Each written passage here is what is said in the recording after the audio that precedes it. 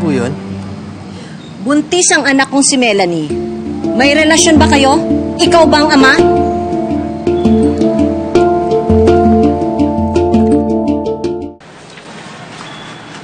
Anong narinig mo sa usapan nila? Kuya, juntis daw yung Melanie, yung alanganing jowa ni Eman. Bihira naman yung Eman yan. Akala ko pa naman may respeto siya sa babae. Hindi pala may nangyari na sa kanila. Teka kuya, imposible mangyari mabuntis yung Melanie. Kakakilala lang nila, di ba? Baka. Hindi nga si Eman ang ama. Iba. Diba?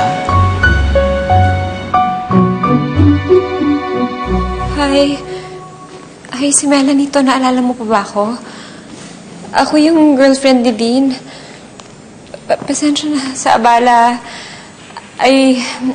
Pasensya na kung tumawag ako out of the blue.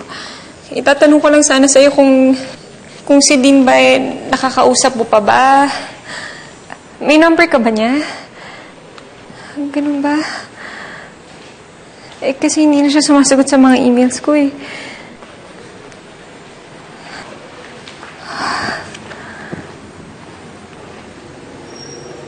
Ganun ba? O sige, salamat. Ate, si Dean ba ang ama ng dinadala mo? Tama bang makinig ka? Wala na ba talagang privacy itong bahay na to? Ate, ang gaga mo kasi. Bakit ka nagpaloko at nagpabuntis doon sa lalaki na yun? Kasi nga gaga nga ako! Tatanga-tanga na ilam eh!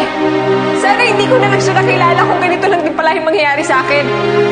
Beste tong buhay na to! Wasak na nga tong puso ko! Meron pa akong dinadala dito sa tiyan ko! Pasok ka.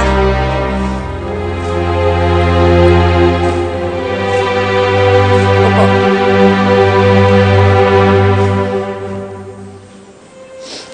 Ate.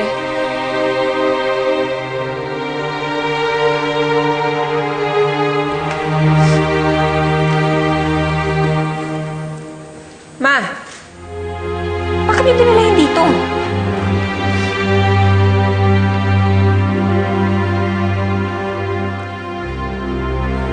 Dinala ko siya dito para magharap-harap tayong tatlo. Hindi ba itong boyfriend mo? Ano naman kayo? Hindi ko yung boyfriend. Hindi yun dapat siya inabala. Ano? So, sino ka ma? Multo?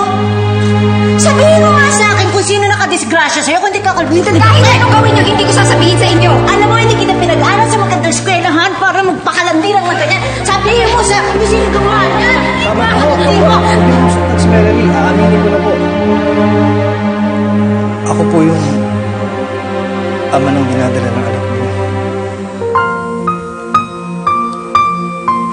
Huwag ko kayo mag-alala. Pananagot ako anak ninyo. Melanie, makakasalang kita.